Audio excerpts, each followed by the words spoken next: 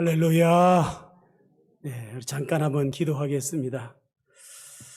좋으신 우리 아버지 하나님, 은혜를 진심으로 감사합니다. 우리 하나님이 사랑하시는 전용인 목사님, 또 우리 설문선 사모님, 사역하시는 귀한 교회에 부족한 종을 보내주시고 하나님의 말씀을 나눌 수 있도록, 주님의 뜻을 나눌 수 있도록 은혜 주셔서 감사합니다. 부족한 종을 성령으로 붙들어 주시고 기름 부어 주셔서 오늘 몸된 이 공동체에 꼭 합당한 말씀 허락하여 주시옵소서. 전하는 자나 듣는 자가 다 주 안에서 은혜 누리게 해주시고 하나님께만 영광되는 귀한 시간 되게 하여 주옵소서. 모든 말씀을 예수님의 이름으로 기도하옵나이다. 아멘. 아멘. 하나님 말씀 안 읽었죠? 네, 같이 읽어보십시다. 오늘 말씀은 로마서 10장 10절에서 13절까지 말씀입니다.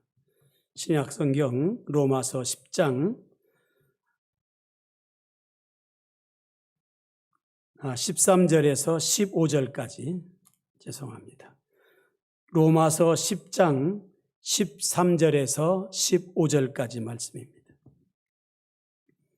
우리 다 같이 한 목소리로 읽어보겠습니다. 누구든지 주의 이름을 부르는 자는 구원을 받으리라. 그런즉 그들이 믿지 아니하는 이를 어찌 부르리요? 듣지도 못한 이를 어찌 믿으리요? 전파하는 자가 없이 어찌 들으리요? 보내심을 받지 아니하였으면 어찌 전파하리요? 기록된 바 아름답도다. 좋은 소식을 전하는 자들의 발이여함과 같으니라. 아멘. 오늘 주일 밤 막역한 오랜 친구인 전용인 목사님이 심호하시는 아름다운 한민교회에서 함께 예배 드리게 되어서 얼마나 기쁘고 감사한지 모르겠습니다. 저는 제 친구 전용인 목사님과 설문선 사모님 부부를 이 시대에 보기 드문 신실하시고 선하신 목회자로 진심으로 존경하고 있습니다. 이런 좋은 목사님과 사모님과 함께 신앙생활하시는 한민가족 여러분들은 참 행복한 사람들입니다. 그렇게 믿으십니까? 아멘. 예. 전 목사님과의 교제를 통해서 목사님과 또 한민교회 교우들이 북방 선교에 대하여 얼마나 큰 기대와 소망을 가지고 계신지를 잘 알게 되었습니다. 한민교회를 통해서 앞으로 블라디보스톡에 북방 선교의 전초 기지가 될 국제교회가 아름답게 세워지기를 간절히 기원합니다. 하나님께서 역사하시면 우리는 할 수 없다 할지라도 하나님이 역사하시면 놀라운 은혜로 이루어질 줄로 믿습니다. 이렇게 이제 선교에 대한 비전을 목사님이 가지고 계시지만 어떤 분들은 목사님의 선교의 비전에 대하여 회의적인 시선으로 바라보고 계신 분도 있을 수 있습니다. 또 어떤 분들은 아직은 아니다. 이쪽에 온 지도 얼마 안 되는데 또 선교를 꿈꾸는 것이 가당하겠느냐, 이런 분들도 혹시 계실지도 모르겠습니다. 또 어떤 분들은 우리가 꼭 선교를 해야만 할까요? 라는 근본적인 질문을 하는 분도 계실 것입니다. 성도 여러분, 선교 꼭 해야만 할까요? 저는 그렇다고 단언코 말씀드리고 싶습니다. 왜냐하면 선교는 하나님의 뜻이며 하나님께서 선교를 기뻐하시기 때문입니다.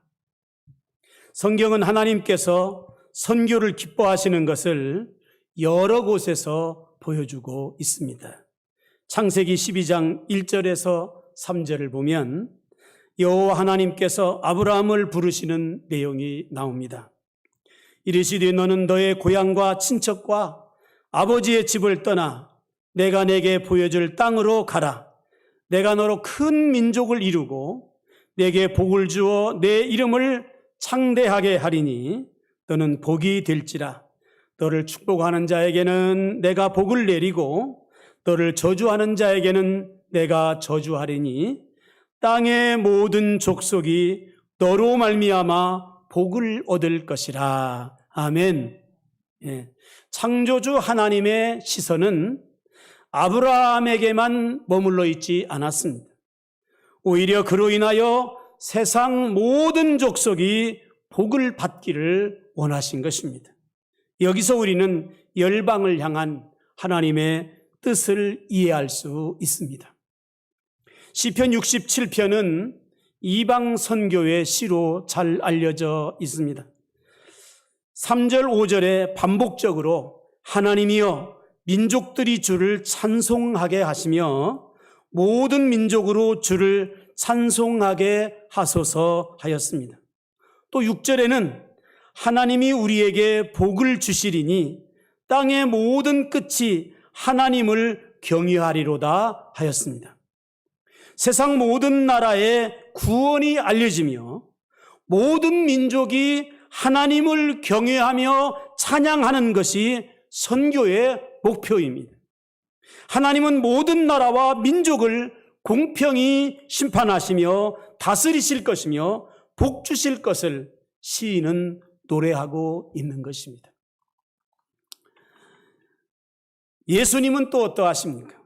부활하신 예수님께서는 마지막 지상 명령을 우리에게 주셨는데 그 핵심이 선교였습니다.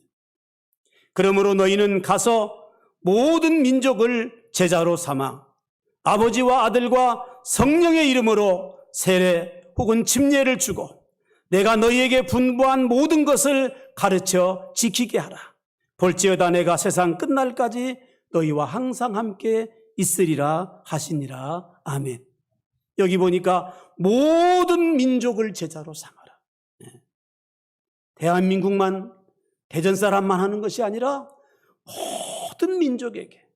사실 제자들 그렇게 나약하고 연약한 제자들인데 그들에게 온 세계 열방을 다니면서 그들을 제자로 삼고 거기에 교회를 세우고 그들을 통해서 주님의 말씀을 가르쳐 지키게 하라고 분부하신 것입니다. 하나님께서는 선교를 기뻐하십니다. 왜 하나님께서 선교를 기뻐하실까요? 선교를 통해서 모든 사람이 구원을 받을 수 있기 때문입니다. 오늘 우리가 읽은 본문에 보면 누구든지 주의 이름을 부르는 자는 구원을 받으리라 했습니다. 거기 누구든지라는 말 속에는 그 앞에 12절에 보면 유대인이나 헬라인이나 유대인이나 이방인이나 거기에 덧붙인다면 종이나 자유인이나 남자나 여자나 모든 사람들이 다 주님의 이름을 부르고 구원에 이르기를 하나님이 원하신다는 것입니다. 그런데 믿지 아니하는 일을 어찌 부를 수 있겠습니까? 듣지도 못한 일을 어찌 믿을 수 있겠습니까? 전해주는 사람이 없는데 어찌 들을 수 있겠습니까? 보내심을 받지 않았는데 어떻게 가서 전파할 수 있겠습니까? 그러니 좋은 소식을 전파하도록 보내심을 받고 선교하러 가는 사람의 발걸음을 하나님께서 얼마나 기뻐하시겠습니까? 그래서 하나님 말씀하시기를 아름답도다 좋은 소식을 전하는 자들의 발이여라고 이어서 말씀하고 있는 것입니다. 재작년 저희가 지금 사역하고 있는 라구나주의 필리핀 라구나주의 로스바뇨스 마킬링 산이라는 꽤 높은 산입니다. 그 산 숲속에 들어갔을 때 그곳 사람들은 지금까지 20년이 넘게 숲속의 마을을 형성하고 그 옆에 도시의 쓰레기들이 산더미처럼 쌓여 있는데 그 쓰레기를 분리하고 처리하고 그렇게 생활하고 있었습니다. 모두 180여 가구의 수백여 명의 아이들, 청소년들이 숲속 마을에서 태어나 자라면서 예배드리지 못하고 성경도 제대로 보지 못하고 그렇게 자라나고 있었습니다. 산속 안에는 가톨릭 교회의 기도처가 있었지만 신부도 오지 않고 있었고 간혹 여호와 증인 등 이단들이 포교하러 다니곤 했습니다. 우리는 그곳에 들어가서 5병 정도의 그 가톨릭 교회의 기도처를 예배처로 삼고 의자를 놓고 예배를 드리기 시작했습니다. 우리가 처음으로 그곳에 들어가 성경 말씀을 가르치고 찬송하며 예배를 드릴 때 아이들이 얼마나 기뻐한지 모릅니다. 저희에게는 흔한 성경이 그 아이들에게는 처음 본 것이었고 처음 들어보는 성경 이야기였습니다. 그래서 아이들은 더 기쁘게 찬양하고 더 집중하여 하나님 말씀을 들었습니다. 무더운 날씨에 작은 선풍기 하나 틀어놓고 땀을 뻘뻘 흘리며 춤을 추며 찬송하는 그리고 예배드리는 아이들의 모습을 보면서 하나님께서 얼마나 기뻐하실까 하는 마음이 들었습니다. 사랑하시는 여러분, 하나님은 선교를 기뻐하시며 지금도 세계 곳곳에 선교는 필요한 것입니다. 저희는 3년 전 하나님의 인도하심을 순종하여 조기 은퇴를 하고 일찍이 부름받은 아내의 선교의 소명을 공유하고 기도하며 같이 필리핀 선교에 나가게 되었습니다. 선교사로 노예 파송을 받고 이튿날 인천공항에 도착하여 필리핀 항공 여객기를 타게 되었습니다. 비가 오는 날이라 조금 늦게 도착을 했더니 자리를 배정해 주는 직원이 자리가 없다는 거예요. 그러더니 비즈니스석으로 자리를 바꿔 주었습니다. 난생 처음으로 넓은 비즈니스석에 앉아서 가는데 기분이 참 좋았습니다. 아내가 이렇게 말했습니다. 여보, 하나님께서 우리가 선교하러 가는 것을 엄청 좋아하시나 봐. 그러니까 평생 한 번도 타보지 못한 비즈니스석을 태워주시지 않았느냐고 그렇게 말했습니다.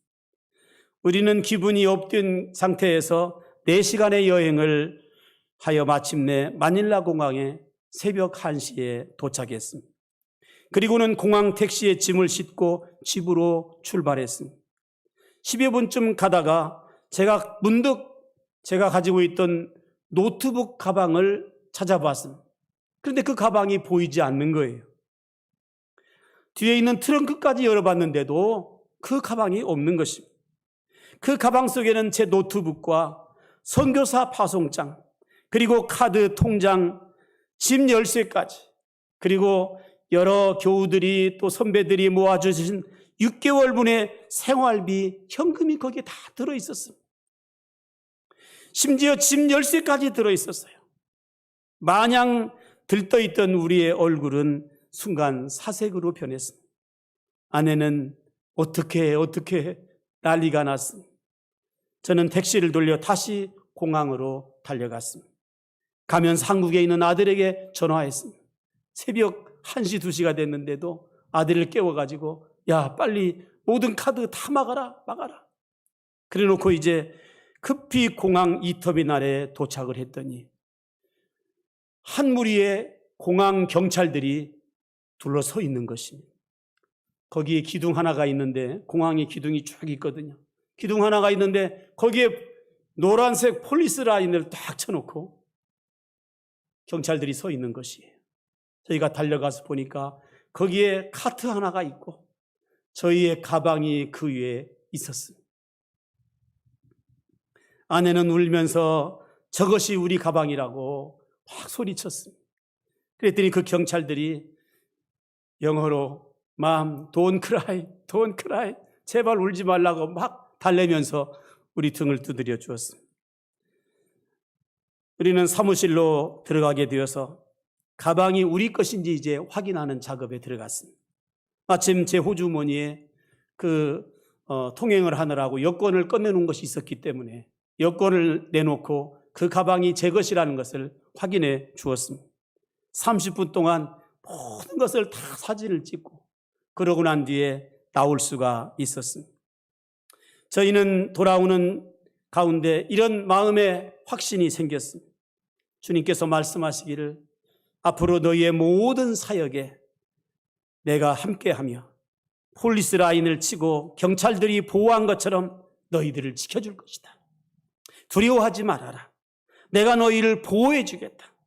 저희는 이 사건을 통해서 하나님께서 우리의 선교를 얼마나 기뻐하시는지, 그리고 우리의 선교의 첫걸음을 지켜주시고 앞으로도 계속하여 지켜주실 것이라고 하는 확신을 가지고 돌아올 수 있었습니다. 두 번째로는, 그럼 선교는 어디서 해야 될까? 이것이 이제 우리의 두 번째 기도의 제목이었습니다. 선교에 대한 부르심을 받았다 해도 어디서 해야 하는지는 또 다른 응답이 필요합니다. 수많은 선교사들이 선교지를 두고 기도하며 하나님의 인도를 구합니다. 왜냐하면 선교국과 선교지를 선정하는 것은 결코 쉬운 일이 아니기 때문입니다. 선교지를 정하는 것에는 성령의 인도하심이 필요합니다. 사도행전 13장 4절 이하에 보면 안디옥 교회에 파송을 받은 바울과 바나바가 성령 하나님의 인도하심을 따라 가는 것을 볼 수 있습니다. 두 사람이 성령의 보내심을 받아 실루기아에 내려가 거기서 배 타고 구브로에 가서, 사실 구브로는 바나바의 고향이기도 합니다. 성령께서 먼저 1차 선교 여행을 맨 먼저 시작할 때에 바나바의 고향인 구브로 섬에서부터 선교를 시작할 수 있도록 배려해 주신 것을 확인할 수 있었습니다. 저희가 필리핀에 올 수 있었던 것도 이 필리핀에 어학연수차 오기도 했고, 또 20여 년 전에 저희가 지원해가지고 세운 교회가 있는데 그 교회 헌당 예배 때 와본 경험이 있었기 때문에 필리핀에 익숙해서 이곳을 정하게 되었습니다. 바울과 신라의 2차 전도 여행 때에는 성령께서 아시아에서 말씀을 전하지 못하게 하셨습니다.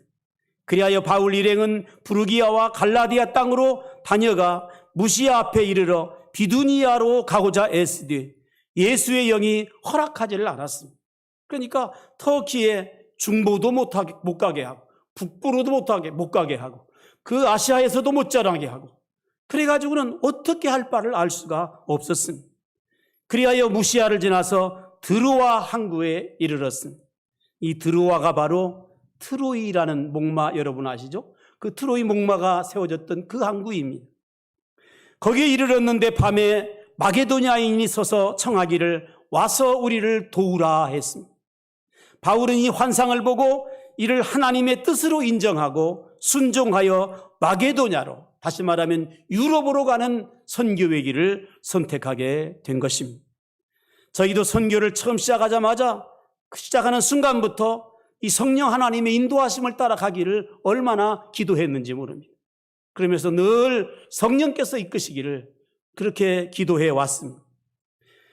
저희가 필리핀에서 6개월의 어학연수를 마치고 마닐라에서 한인교회에서 6개월 동안 또 협력 선교 사역을 잘 마감하고, 마닐라에서 남쪽으로 2시간 떨어진 라구나주의 방얏 베델교회를 방문하게 되었습니다. 이 교회는 20년 전에 우리 교회에서 지원하여 건축한 교회로, 시골에 있는 교회인데 그 교회에 라몬 목사님과 리자 사모님을 만났습니다. 교회가 너무 어려워서 제발 좀 하나님 도와달라고 그렇게 기도하고 있었대요. 마침 우리가 가서 봤는데 그 교회에 게시판이 있는데 20년 전에 제가 헌당 예배 때 설교할 때 그 설교하는 모습이 거기에 사진으로 붙어 있는 것이에요. 그렇게 간절히 요청하는 것을 들으면서 이것이 마게도냐의 환상이라고 생각을 했습니다. 그리고 선교지가 확정되기 전까지는 일단은 이 교회를 도와야 되겠다고 생각을 했습니다. 막상 주일날 교회에 가보니까 주일학교도 이미 사라져 있었습니다. 주일 낮 예배만 간신히 드리고 있었어요. 사물함에는 연필 한 자루, 종이 한 장, 가위나 풀 하나가 없었습니다. 우리는 수개월에 머물면서 주일학교를 시작하고 한글 교실을 하며 아이들을 모아 예배드리도록 도왔습니다. 또 교회를 지은 지가 20년이 넘었기 때문에 비가 새는 곳도 많고 지저분했습니다. 그래서 교회 내부 전체를 리모델링을 해주면서 사역을 도왔습니다. 그곳에서의 수개월의 사역을 마감하고 성령의 인도하심을 따라서 지금 사역하고 있는 로스바뉴스의 마킬링산 마그네틱 힐즈 골짜기에 사는 사람들에게 가서 다시 이제 새로운 사역을 하게 되었습니다. 그 내용을 잠깐 짧게나마 동영상 비디오로 보도록 하겠습니다. 부탁드리겠습니다.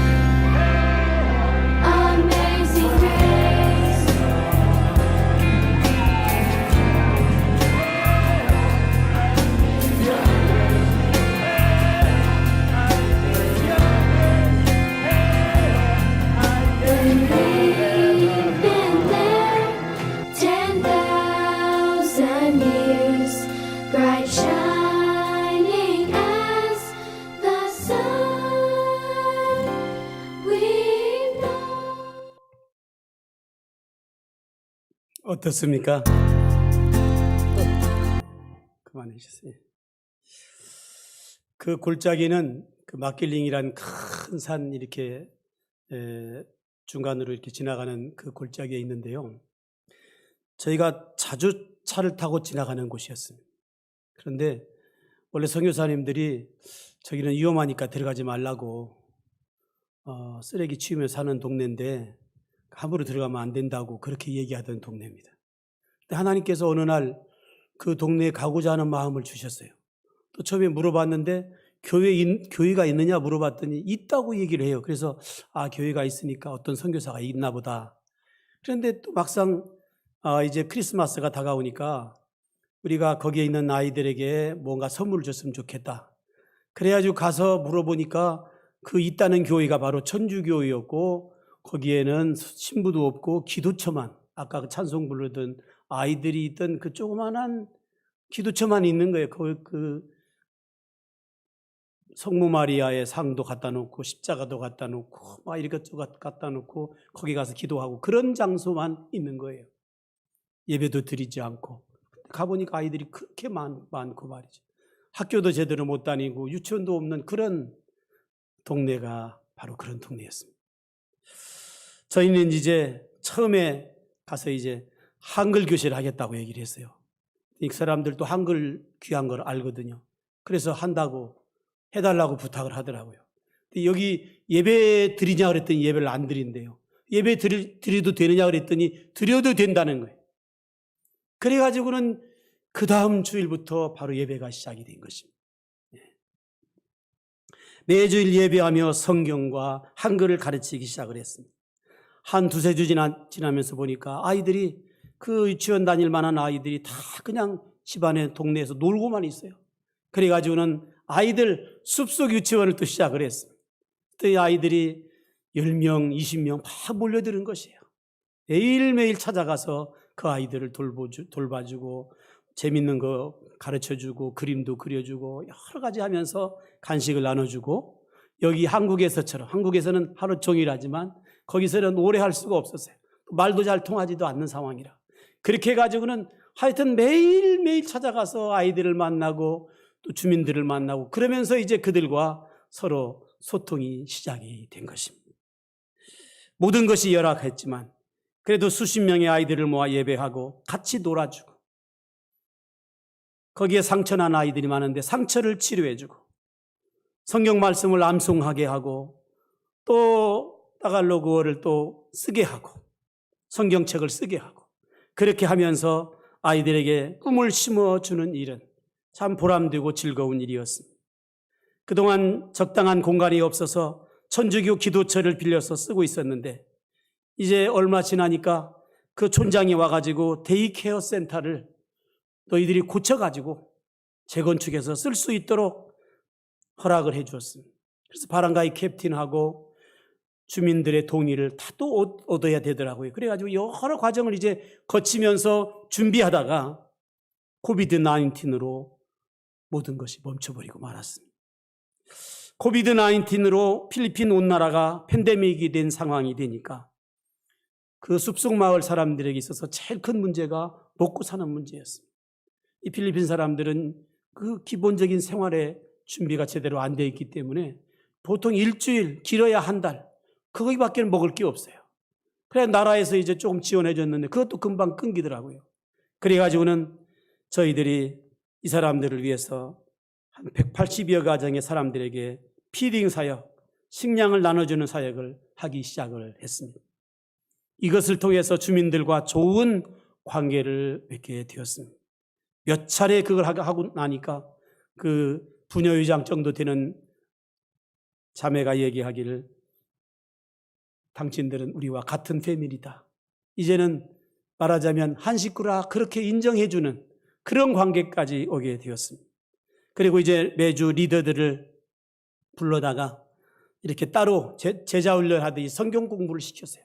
다른 곳에서 그 앞에 있는 조그마한 리조트가 있는데 그 리조트를 빌려가지고 아이들을 핵심 멤버로, 그 팬데믹 기간 동안에 예배를 제대로 드릴 수가 없으니까 또 그 안에 들어가면 또 우리 때문에 뭐가 전염된다고 할까 봐서 바깥으로 애들을 불러내가지고 그렇게 열심히 제자 훈련을 하다가 떠나오게 된 것입니다.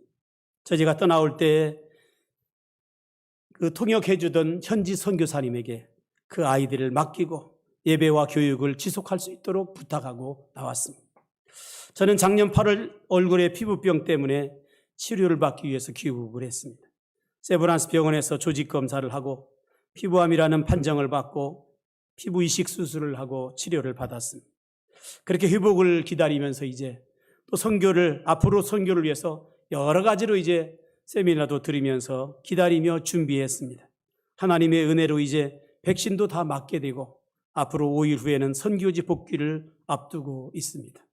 앞으로의 사역 방향은 이 숲속마을 교회를 통하여 아이들에게 믿음을 심어주며 그 믿음 안에서 꿈을 키워나가고, 더 나아가 그 지역의 한인 선교사님들과 협력하여 한글 교육을 통해서 선교하고, 또 기술학교나 여러 가지 사역을 통해서 유치원 설립 사역 등을 단계적으로 실시하면서 예수 그리스도의 복음을 전하고 어려운 필리핀어 그 아이들에게 희망을 심어주기를 원하고 있습니다. 마지막 세 번째로, 그러면 선교는 어떻게 해야 되는지 실질적인 얘기를 간단히 말씀드리고 마치겠습니다. 첫째로는 선교 지향적 교회를 세움으로 선교할 수 있다는 것입니다. 우리는 우리 지역이나 나라의 한정된 마음을 갖지 말고 거기서 벗어나서 세계를 품는 그리스도인이 되어야 하는 것입니다. 우리 교회 역시 열방에 복음을 전하는 선교적 교회가 되어야 합니다. 이사야가 예언한 대로 부활하신 예수 그리스도만이 열방의 소망이 되시기 때문입니다. 부산에 가덕도라는 섬에 가덕교회가 있습니다. 그 교회는 선교관을 세워서 복을 받은 교회입니다. 그 교회 이성수 목사님이라는 분이 담임인데 그분이 이제 우리 그 피란선협의 기도회에 나오셔서 간증을 했습니다. 제가 그 간증을 유심히 들었습니다. 그분이 그 오래된 그 가덕교회는 호주 선교사들이 와가지고 선교에서 세운 교회라고 합니다. 그 교회에 부임을 했는데 이제 새벽 기도의 말씀을 어떤 말씀을 전할까요? 하고 전임자한테 물어보니까 내가 구약 성경은 다 했으니까 자네는 신약 성경부터 하소 그러더래요. 그래가지고는 그 이튿날 이제 새벽 기도를 하려고 신약 성경을 가지고 강단에 섰대요. 그래가지고는 마태복음 1장 1절 아브라함과 다윗 자손 예수 그리스도의 세계라 이렇게 하면서 이제 말씀을 전하는데 열방을 품고 열방을 전도하면서 그렇게 전도하는 그런 교회가 되자고 얘기했더니 거기에 할머니 두 사람이 새벽 예배에 나와가지고 서로 얼굴을 쳐다보면서 눈을 껌뻑껌뻑하고 있더래요. 아니 이 나이 많은 할머니들이 무슨 시골 이 섬에 있는 교회에서 열방을 품고 열방을 섬길 수가 있느냐. 또 그 다음 주일날도 또 그 얘기를 했더니 사람들이 또 웅성웅성거리더래요. 그런데 이분이 마음속에 그런 비전이 있었던 것입니다. 그래가지고는 그 교회에 선교사들이 와서 묵을 수 있는 선교관을 잘 준비해가지고 세웠답니다. 그리고는 광고를 했어요. 그래서 이제 선교사님들이 안식년이나 아니면 또 방문차 이렇게 들어오게 되잖아요. 그래가지고는 그 교회의 선교관에 묵게 되는데 섬이니까 경치도 좋고 그러지 않겠습니까? 그러니까 조용하기도 하고 그래서 거기에 묵는데 아무것도 안 받고 돈도 하나도 안 받고 필요한 거 다 양식 같은 거 대주고 다 그렇게 하면서 열심히 섬겼다는 것입니다. 그랬더니 다 섬기기만 하니까 손해만 되는 줄 알았더니 그 외국에서 아프리카에서 또 아시아에서 아메리카에서 복음 전하던 선교사들이 와서 안식년을 지내면서 서로 묵다 보니까 선교사님도 있고 그 자녀들도 있고 서로 만나가지고 서로 교제하고 말씀을 나누고 은혜를 나누고 그러면서 목사님 자녀들이 눈이 커지고 시야가 넓어지고 세계를 바라보게 되고 세계를 품기 시작하더라는 것입니다. 그리고 또 그 선교사님들이 가게 되면 또 거기에 선교 여행을 가가지고 그 지역을 가서 보고 오고 단기 선교도 가고 갔다 오게 되고 이러면서 또 소문이 나가지고 여러 선교사님들이 오게 되니까 그 교회는 점점 선교관이 많아지기 시작을 했어요. 그래가지고는 이 팬데믹 기간에도 또 선교관을 더 많이 넓혔다는 것입니다. 그렇게 해가지고 교인들이 줄어들 줄 알았는데 교인이 훨씬 더 많아지고 오히려 도시에서 그 교회로 막 몰려올 정도로 그렇게 교회가 부흥되고 선교하는 교회로 소문이 났다는 것입니다. 한번 유튜브를 한번 찾아보시기 바랍니다. 가덕교회, 유명한 교회가 됐습니다. 이렇게 선교적인 교회가 돼야 합니다. 우리의 마인드가 내 교회, 우리 동네 여기에서만 한정되지 말고 세계를 바라보는 그런 안목을 가질 수 있기를 축원하는 것입니다. 두 번째로는 보내는 선교를 시작함으로 선교할 수 있습니다. 저는 부끄럽게도 한국에서 오랫동안 목회하는 동안 사실 제 자신의 목회에 몰입하다 보니까 선교에 대해 무관심했습니다. 여동생이 방글라데시에서 30년 가까이 선교를 하고 있는데도 한 번도 가보지를 못했어요. 매제인 사이먼 선교사가 한 번 오라고 끝없이 요청을 했는데도 이 핑계 저 핑계 대고 나는 영어도 못하니까 갈 수 없다고 바쁘니까 못 간다고 사정을 하면서 그렇게 가보지를 못했어요. 사실 한국말로 설교해도 통역하면 되는데 왜 이렇게 겁을 먹었는지 몰라요. 지금 생각하면 너무 미안하고 후회스럽습니다. 저희가 막상 선교지에 나가보니까 한 사람의 기도 후원자, 또 한 사람의 선교 후원자가 그렇게 귀할 수가 없어요. 어쩌다 한번 찾아오는 선교팀이 말이죠, 한 식구처럼, 한 형제 자매처럼 고맙고 가까워질 수가 없어요. 그래서 요즘은 매월 후원교회와 또 개인 후원자들에게 선교 소식을 나누고 감사 문자를 드리고 서로 기도 제목을 나누고 기도해주고 있고 서로를 위해서 끊임없이 이렇게 영적으로 도움을 주고받고 있습니다. 하나님이 허락하시면 방글라데시에도 선교 방문차 가보고자 합니다.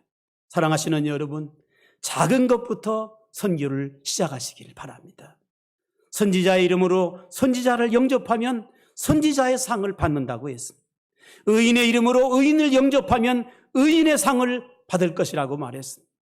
어린 소자에게 물 한 그릇을 주는 것도 하나님이 절대로 그것을 잊지 않을 것이라고 말씀하셨습니다.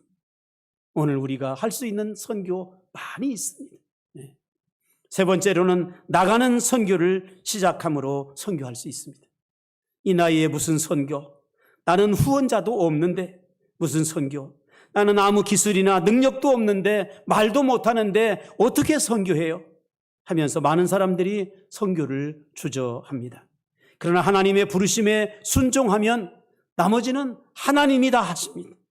믿음이 없어서 못하는 것입니다. 저희는 늦게나마 이렇게 선교사가 된 것이 얼마나 감사한지 모릅니다. 사실 내가 태어나고 자라난 그리고 지금까지 익숙하게 생활해온 내 나라에서 떠나서 낯설고 물서른 나라에서 살아간다고 하는 것, 거기서 선교한다고 하는 것 결코 쉬운 일 아닙니다. 더구나 요즘 같은 비상한 시국에는 더욱 그렇습니다. 그러기에 선교는 큰 용기가 필요한 것입니다. 어떤 분이 그렇게 말했습니다. 그저 선교지에 나가서 사는 것만 해도 대단하다. 저는 매일 아침 필리핀 한국 선교사 협의회가 주관하는 새벽 기도회에 줌으로 참여하고 있습니다.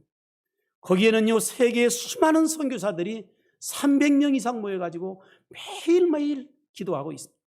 필리핀에서는 6시고 우리나라는 7시인데 조금 더 저쪽으로 가면 태국은 5시 되고 그 저쪽에 가면 3시에도 나오고 어떤 사람은 저녁에 또 그 기도에 참여해요. 세계에서 다 들어오니까. 그렇게 참여해가지고 서로 말씀을 듣고 위로를 받고 격려를 얻습니다. 도전을 받습니다. 그런데 어제 광고에 보니까 지난해부터 그 팬데믹 이후부터 시작해가지고 그 기간 동안에 돌아가신 선교사님이 41명이나 돼요. 이 숫자는 지난 10년 동안 돌아가신 선교사님 숫자보다 더 많다는 것이에요. 그러니까 곳곳에서 미얀마에서 또 뭐 남미에서 남아공에서 계속 소식들이 들려옵니다. 우리는 그 선교사들을 위해서 합심해서 계속 기도하면서 서로 영적으로 하나 되어가지고 하나님의 나라를 위해서 열심히 수고하고 기도하고 있습니다. 선교는 어려운 것이지만 그러나 선교는 영광스러운 것입니다. 성경의 히브리서 11장에 보면 믿음으로 모세는 장성했지만 바로의 공주의 아들이라 칭함받기를 거절하고 도리어 하나님의 백성과 함께 고난받기를 잠시 죄악의 낙을 누리는 것보다 더 좋아하고 그리스도를 위하여 받는 수모를 애굽의 모든 보화보다 더 큰 재물로 여겼으니 이는 상주심을 바라봅니다. 우리가 왜 목숨을 걸고 선교합니까? 왜 그 힘들고 어려운 곳에 나가야 됩니까? 하나님의 상주심을 바라보기 때문입니다. 이 땅에서 그럭저럭 살 수도 있지만 어떻게든지 선교에 관심을 갖고 선교사들을 위해서 기도하고 그들의 거처를 마련하고 그들이 쓸 것을 공급해주고 그들을 위해서 기도하며 그들과 함께 선교에 동참해 갈 때 그것은 다 하늘에 우리를 위하여 쌓아두신 상급이 되고 주님이 기뻐하시는 재물이 될 것입니다. 선교는 하나님의 뜻이며 기쁨입니다. 그러나 내 마음과 내 결심만으로는 불가능합니다. 또 돕는 자 없이 홀로 하기도 쉽지 않습니다. 오직 성령이 우리에게 임하시면 가능합니다.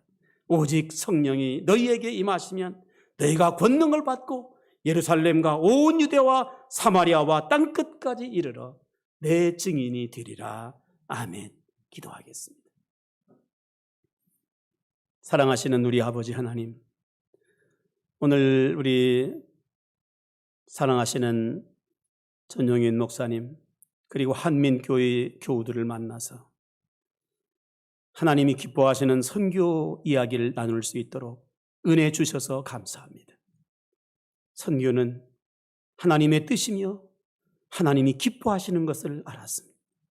하나님의 시선은 우리의 교회나 내 삶의 거처에만 머물지 않고 세계 열방 끝까지 모든 사람이 구원을 받으며 하나님을 알기를 원하시는 것을 오늘 알게 되었습니다. 아버지 하나님, 그러나 우리는 부족합니다. 연약합니다. 지금 우리의 모습을 가지고는 아무것도 할 수 없는 것처럼 보입니다. 주님, 우리에게 믿음을 주시고 주의 영으로 충만케 해 주셔서 하나님이 함께 하시면 내가 모든 것을 할 수 있느니라 고백했던 사도 바울처럼 믿음을 가지고 선교를 꿈꾸게 하시고 선교를 위해서 기도하게 하시고 선교를 위해서 아버지 하나님 합심하게 하셔서 마침내 하나님께서 모든 앞선 사도들을 통하여 이루어 놓으셨던 많은 선교의 모든 기록들이 오늘 우리들의 삶 속에서도 우리 교회 역사에서도 이루어질 수 있도록 함께하여 주시옵소서. 이 모든 말씀을 예수님 귀하신 이름으로 기도하옵나이다. 아멘.